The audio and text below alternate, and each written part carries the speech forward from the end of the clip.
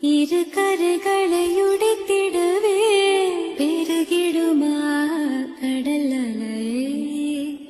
இரு இரு உயிர் தத்தளிக்கையில் வழி செல்லுமா கலங்கரையே.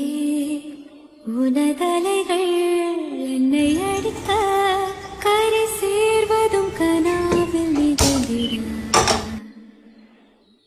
அனல் மேலே பனித்துளி